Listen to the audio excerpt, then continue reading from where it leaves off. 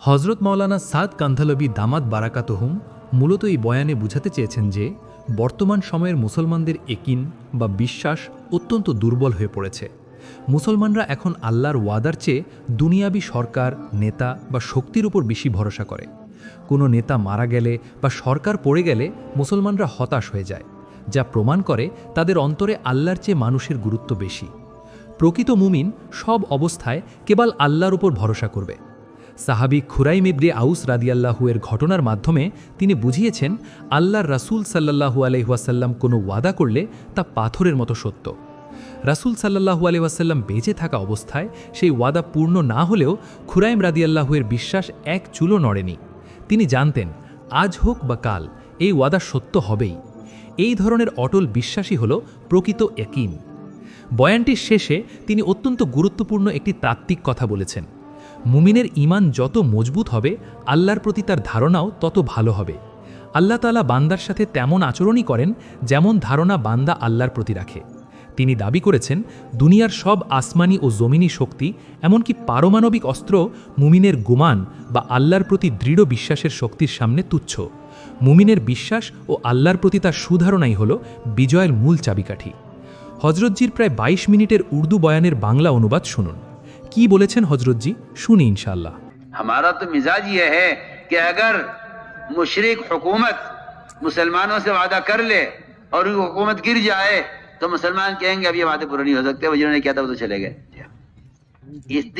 इतने यानी मैं कहता हूँ एक मुशरिक फकीर के वादे के पूरा न होने पर मुसलमान मायूस हो जाता है।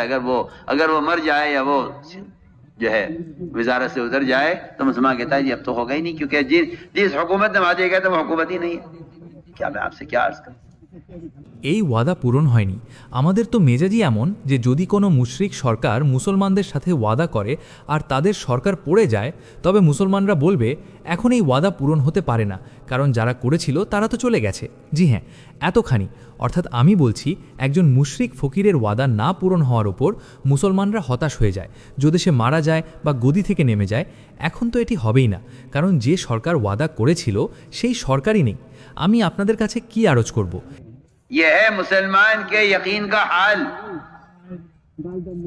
कि अगर इनसे फुकरा वज़रा अगर इनसे कोई वादा कर लें और वो मर जाएं या वो गद्दी से उतर जाएं तो मुसलमान मायूस हो जाएगा कि भाई अब मुसलमानों को कोई पुरसान हाल नहीं, अब हम मुसलमानों का क्या होगा। ये एक आदमी था हमारे ख्याल का, यही उतर गया है, अब क्या होगा हमारा। जी मैं तो आपसे खुलकर आपसे अर्ज कर रहा हूँ।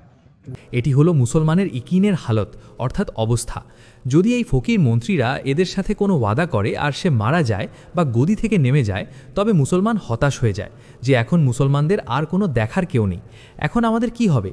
এই একটি লোকই আমাদের খেয়ালে ছিল, সেও মারা গেল। এখন আমাদের কি হবে? জি, আমি আপনাদের কাছে মন খুলে আরজ করছি। এই যে ভেতরে ইকিনের ধুজ্জি উড়ে গেছে আর ইকিন যে ভেতর থেকে ফাঁপা হয়ে গেছে, আমি সেটিই সবার কাছে আরজ করছি। ये मैं अंदर का जो यकीन की धज्जियां उड़ गई हैं और जो यकीन खोखले हो गए हैं, मैं उसे अर्ज कर रहा हूं सबसे। अल्लाह ताला इसके मुंतजिर हैं कि मेरे वादों पर आ जावे, मैं लौटा कर इसको उसी इज्जत पर और उसी सल्तनत पर पहुंचा दूं। আল্লাহ তাআলা এর অপেক্ষায় আছেন যে সে আমার ওয়াদাগুলোর ওপর চলে আসুক, আমি তাকে ফিরিয়ে সেই ইজ্জত এবং সেই সালতানাতে পৌঁছে দেব। কিন্তু কি করবে? সে নিজের বাটি ফকিরদের সামনে নিয়ে ঘুরে বেড়াচ্ছে। যাদের কাছে আল্লাহ থেকে চাওয়া বা নেওয়ার যোগ্যতা নেই, তাদের থেকে কিছু নেওয়া বা চাওয়া উচিত নয়। তো আমি আরজ করেছিলাম যে খুরাইম ইবনে আউস রাদিয়াল্লাহ দাঁড়িয়ে গেলেন। তার এমন ইকিন হয়ে গিয়েছিল যে এই মেয়েটি আমি পেয়ে গেছি, সময়ের অপেক্ষায় ছিলেন মাত্র। সময়ের অতিক্রান্ত হওয়ার কারণে তার ওয়াদাতে কোনো সন্দেহ তৈরি হতো না। ইয়াকিন তো আলাদা জিনিস। অবশেষে আবু বকরের জামানায় একটি জামাত গঠন করা হলো। সেই জামাতের মুখ ঘুরল হীরার দিকে, অর্থাৎ ইরাকের দিকে। তো ইরাকি জামাত যখন ইরাকের শহরে পৌঁছালো, তো এই সাহাবী খুরাইম ইবনে আউস আমির সাহেবের কাছে বলছেন, আমির সাহেব আমাকে একটু অনুমতি দেবেন কি? কারণ আমিরকে না বলে কোথাও যাওয়া যায় না, আমির সাহেবের অনুমতি নিয়ে যেতে হবে। আমির সাহেব অনুমতি দেবেন কি? এখানে ময়দানে একটি মেয়ে আমার অপেক্ষা করছে। তার কোনো পয়গাম বার্তা এসেছে, কোনো মেসেজ এসেছে বা কেউ বলেছে, তিনি কখনো সেখানে যাননি। সেই ময়দান অনেক দূরে, জামাত কোথাও এসে থেমেছে। আমির সাহেব অনুমতি দিন, সেখানে একটি মেয়ে আমার অপেক্ষা করছে। কেমন মেয়ে? জি, সেই মেয়ে যাকে আল্লাহর রাসূল সাল্লাল্লাহু আলাইহি ওয়াসাল্লাম আমাকে দিয়েছিলেন। সে এখানে আমার অপেক্ষা করছে, কারণ আল্লাহর নবীর কথা হক, সত্য, তাতে কোনো সন্দেহ নেই। আমি গিয়ে তাকে নিয়ে আসি। হ্যাঁ, যাও। সোজা চলে গেলেন। মেয়েটি ময়দানে একটি খচ্চরে বসে অপেক্ষা করছিল। জিজ্ঞেস করলেন, সীমা বিনতে বুকায়লা কি তুমি? সে বলল, হ্যাঁ, আমি সীমা বিনতে বুকায়লা, চলো আমার সাথে। চিন্তা করুন একবার, সাহাবী বলছেন, আমরা রাসূলুল্লাহের ওয়াদাগুলোর এমন অপেক্ষা করতাম যেমন রাতে ঘুমানো ব্যক্তি সকাল হওয়ার অপেক্ষা করে। মেয়েটিকে নিয়ে আসলেন। সাথীরা দেখল, আমির সাহেব, এ তো অলঙ্কারে মোড়ানো, আর নগদ অর্থও তার কাছে অনেক আছে। আর দ্বিতীয় কথা হলো, আমির সাহেব ফয়সালা করবেন, এ তো সবার অংশ, মালে গানিমাত, যুদ্ধলব্ধ সম্পদ। মালে গানিমাতে সবার অংশ থাকে, অংশ লাগান। আর আমাদের রায় হলো, মেয়েটি আপনি রাখুন আর অলঙ্কারগুলো সবার মাঝে বন্টন করে দিন। তিনি বললেন, জি না, এই মেয়েটি আমার, এর অলঙ্কারও আমার জন্য, এতে কারও অংশ নেই, এটি আল্লাহর নবী আমাকে দিয়েছিলেন, বন্টন করার কথা বলেননি। আমির সাহেব বললেন, ঠিক আছে, আপনার কথা মেনে নেব, এক শর্তে, যে আপনি সাক্ষী নিয়ে আসুন। এখন চিন্তা করুন, সেই জামানার কথা, সাক্ষী কোথায় পাবেন? এটিও নয় যে মদিনার ঘটনা, তাহলে অনেক সাহাবী সাক্ষী হয়ে যেতেন। কিন্তু সেই জামানার কথা, জামাত অল্প কয়েকজন সদস্য নিয়ে ইরাকে আছে। মদিনা কোথায় আর ইরাক কোথায়? আমির সাহেব বললেন, সাক্ষী আনুন। সাক্ষী কোত্থেকে আনবেন? সেখানে সাহাবীরা বসেছিলেন তারই জামাতের। তাদের কাছে গিয়ে বললেন, ভাই, আল্লাহর রাসূল আমাকে একটি মেয়ে দিয়েছিলেন, সে আমার কাছে আছে। আমির সাহেব সাক্ষী চাচ্ছেন। তোমাদের মধ্যে কেউ কি আছো যে সেদিন রাসূল সাল্লাল্লাহু আলাইহি ওয়াসাল্লামের জামানায় তালিমের হালকায় মসজিদে নববীতে বসেছিল? তোমাদের কেউ কি ছিলে সেখানে? তোমাদের কেউ কি ছিলে সেখানে? দুইজন আনসারি সাহাবী দাঁড়িয়ে গেলেন। হ্যাঁ হ্যাঁ, এ তো সেদিনের কথা, আমরা সেদিন তালিমে ছিলাম, রাসূলুল্লাহ সাল্লাল্লাহু আলাইহি ওয়াসাল্লাম ওয়াদা করেছিলেন, আর আপনি দাঁড়িয়েছিলেন, আমি সাক্ষী। দ্বিতীয়জন বললেন, আমিও সাক্ষী। দুইজন আনসারি সাহাবী আসলেন, বললেন, হ্যাঁ হ্যাঁ, এই মেয়েটি তাঁরই, আমরা সেদিন তালিমের হালকায় উপস্থিত ছিলাম যখন রাসূলুল্লাহ সাল্লাল্লাহু আলাইহি ওয়াসাল্লাম তার সাথে ওয়াদা করেছিলেন। চিন্তা করুন একবার, খেয়াল করুন, আপনাদের সকালের তালিমের খবর বিকেলে থাকে না, বিকেলের তালিমের খবর সকালে থাকে না। কি শুনলেন, কি পড়লেন, কিছুই নেই। জি হ্যাঁ, তো আমি আপনাদের কাছে কিছু হাকিকাত বা বাস্তবতা আর্জ করছি। আমির সাহেব বললেন, নিয়ে যান, এই মেয়েটি আপনার হয়ে গেল। তো আমি আর্জ করছিলাম যে ওয়াদা পূরণ হয় ইয়াকিনওয়ালাদের জন্য, ওয়াদা পূরণ হয় ইয়াকিনওয়ালাদের জন্য। ইয়াকিন ছাড়া কোনো ওয়াদা নেই, ইয়াকিন ছাড়া কোনো ফয়সালা নেই, ইয়াকিন ছাড়া কোনো রাস্তা নেই। এই জন্যে আমার বন্ধু এবং আজিজরা, আমাদের মোয়ামলা আল্লাহর সাথে, মখলুকের সাথে নয়। জি হ্যাঁ, এই জন্যে বলা হয়েছে যে আল্লাহ তাআলার যে কুদরত, তা ওয়াদার সাথে জড়িত, ওয়াদা হুকুমের সাথে জড়িত। শুধু উম্মিদের সাথে নয় যে আপনি আল্লাহর থেকে আশা করছেন, না, আল্লাহর আনুগত্য ছাড়া তার থেকে আশা করা, আমি বলবো যে এমন বান্দা একেবারেই অক্ষম। বরং সে আল্লাহর থেকে আশা করাতে মিথ্যাবাদী, যদি সে আমল ছাড়া আল্লাহর থেকে আশা রাখে। তো আমল ছাড়া আল্লাহর থেকে আশাকারী মিথ্যাবাদী, কারণ ওয়াদা উম্মিদের সাথে নয়, ওয়াদা আমলের সাথে, ওয়াদা আমলের সাথে। এই জন্যেই বলা হয়েছে যে যখন ওয়াদা আমলের সাথে করা হয়েছে, তখন প্রতি মুহূর্তে সেই আমল পেশ করো যে, হে আল্লাহ, আমাদের আমল এটি, তুমি তোমার ওয়াদা পূরণ করো। সেই তিন ব্যক্তি যারা গুহায় ফেসে গিয়েছিল এবং মৃত্যু তাদের সামনে ছিল এবং বের হওয়ার কোনো রাস্তা ছিল না, এই তিনজন মাথা এক করে বসলেন এবং এটি ফয়সালা করলেন যে আজ এই মুসিবত থেকে বের হওয়ার কোনো রাস্তা নেই এটি ছাড়া যে আমরা আল্লাহর সামনে নিজেদের আমল পেশ করি। তো আমার বন্ধু এবং আজিজরা, দ্বিতীয় কথাটি এটি যে ওয়াদা ইয়াকিনওয়ালাদের জন্য পূরণ হয়। তৃতীয় কথা হলো, ঈমান ছাড়া আমলের মধ্যে ইখলাসও থাকে না।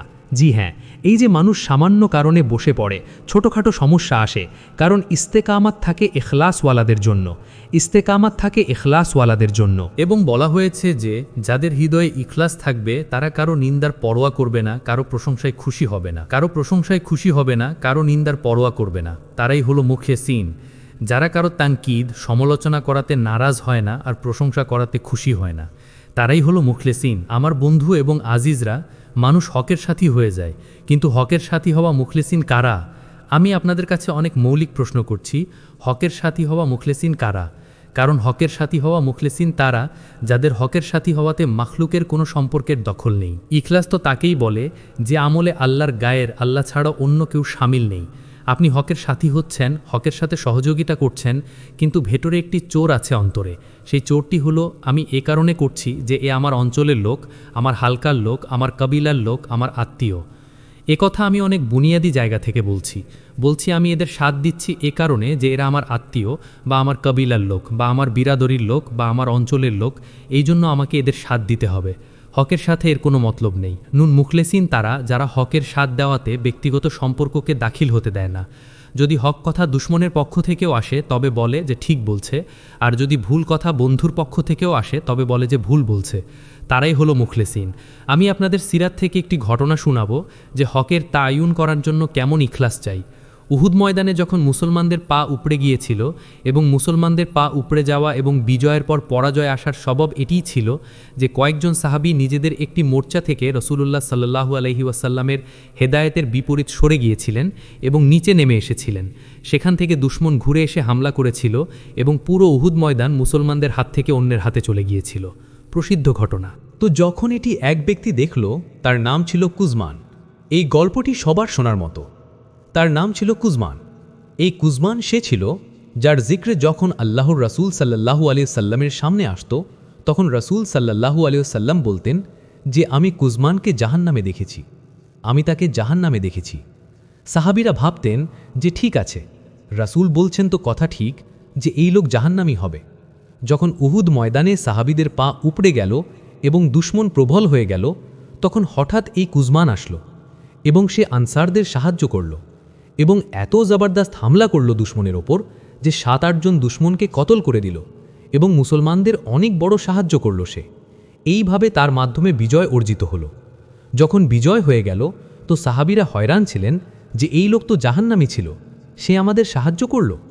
সাহাবীরা বলেন, আমাদের অন্তরে, আল্লাহ মাফ করুন, এই ফিতনা পয়দা হয়ে গেল যে রাসূল সাল্লাল্লাহু আলাইহি সাল্লাম ভুল বলেছিলেন। এই লোক তো অনেক মেহনতি মানুষ, আমাদের অনেক বড় সাথী, সে আমাদের সাহায্য করেছে। সে যদি জাহান্নামী হতো তবে এই কাজ কেন করত? শুনুন আপনারা। সাহাবীরা বলেন, আমাদের অন্তরে ফিতনা পয়দা হয়ে গেল যে রাসূলুল্লাহ সাল্লাল্লাহু আলাইহি সাল্লাম ভুল বলেছিলেন যে এই লোক জাহান্নামী, এ তো জান্নাতি লোক মনে হচ্ছে, সে আমাদের এমন সাহায্য করেছে।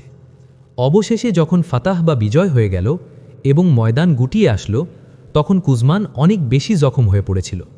তাকে তুলে তার ঘরে পৌঁছানো হলো। সাহাবীদের জামাতের খেয়াল হলো যে চলো তার সাথে মোলাকাত করি এবং তার এই মেহনতের ওপর সুসংবাদ শোনাই যে তুমি অনেক মেহনত করেছ, তোমার উসিলায় আল্লাহ আমাদের বিজয় দান করেছেন। সেখানে গিয়ে মোলাকাত করলেন। কুজমানকে বললেন, কুজমান, তোমার জন্য সুসংবাদ হোক যে আল্লাহ তোমার মাধ্যমে আমাদের সাহায্য করেছেন। কুজমান বলল, সুসংবাদ তাকে শোনাও যে আল্লাহর জন্য করেছে। আমি তো আল্লাহর জন্য করিনি, আমি আমার কওমের লোক, আপনাদের সাহায্য করা আমার দায়িত্ব ছিল। জি হ্যাঁ, আপনি আমার কওমের লোক, আমার হালকার লোক, আমার বিরাদারির লোক, আমি বিরাদারি কিভাবে ছেড়ে দিতাম? মানুষ আমাকে তা না খোটা দিত যে বিরাদরির সাহায্য করছে না। আমি তো আপনাদের সাহায্য এ কারণে করেছি যে আপনারা আমার কওমের লোক। চিন্তা করুন এই রওয়ায়াত। সে একথা বলল আর বলতেই তার শরীরের যে জখম ছিল তার তকলিফ বেড়ে গেল এবং সে একটি নেজা বল্লম দাঁড় করালো মাটিতে এবং নিজের সিনা নেজার উপর রেখে জোর দিল আর নেজা তার সিনা দিয়ে এপার ওপার হয়ে গেল এবং সে মারা গেল। সাহাবীরা দৌড়ে রসুলুল্লাহ সাল্লাল্লাহু আলাইহি সাল্লামের কাছে আসলেন। হে আল্লাহর রসুল, আপনি সত্য বলেছিলেন, আপনি সত্য বলেছিলেন, সেই লোক জাহান্নামী। চিন্তা করুন একবার, কারণ সাহায্য সে এ কারণে করেছিল যে এরা আমার কওমের লোক। তো আমি আপনাদের কাছে আরজ করেছিলাম যে ইখলাস সম্পর্কে এসেছে আখফা মিন দাবিবিন নামেল, পিঁপড়ার হাঁটার শব্দের চেয়েও সূক্ষ্ম। জি হ্যাঁ, কোনো জানোয়ারের পায়ের আওয়াজ মানুষ বুঝতে পারে, কিন্তু রিয়া এবং শিরক ভেতরে এমনভাবে লুকানো থাকে যে কালো পাথরের ওপর যদি কালো পিঁপড়া চলে তবে এর আওয়াজ শোনা যেতে পারে এবং এই কালো পাথরের ওপর কালো পিঁপড়ার হাঁটা দেখা যেতে পারে কোনো মেহনতের মাধ্যমে, কিন্তু রিয়া এবং শিরক এর থেকেও বেশি লুকিয়ে থাকে ভেতরে। এটি রেওয়ায়েতের মধ্যে আছে আখফা মিন দাবিবিন নামেল, যে রিয়া এমন জিনিস যে কালো পাথরের উপর কালো পিঁপড়া হাঁটা শোনাও যেতে পারে, দেখাও যেতে পারে, কিন্তু রিয়া এর থেকেও বেশি লুকিয়ে থাকে ভেতরে।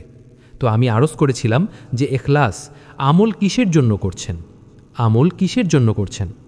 আপনি যদি সাহায্য করছেন হকের জন্য, তবে আপনি এলাকা ভিত্তিক সংকীর্ণতা থেকেও বের হন, কওমি সংকীর্ণতা থেকেও বের হন, আপনি সব কিছু থেকে বের হয়ে সাহায্য করুন। আপনি কেন এ কারণে সাহায্য করছেন যে এ আমার কওমের লোক। তো আমি একটি কথা আরজ করেছি। তৃতীয় কথাটি হলো যে ঈমান ছাড়া মানুষের নিজের মেহনতে ইখলাসও থাকে না। ইখলাস হবে ঈমানের পরিমাণ অনুযায়ী। এক সাহাবী রাসূলকে প্রশ্ন করলেন, মাল ঈমান ও ইয়া রাসূলুল্লাহ, হে আল্লাহ রাসূল, ঈমান কি? রাসূল বললেন ইমান হলো ইখলাস, ইমান ইখলাসকে বলে।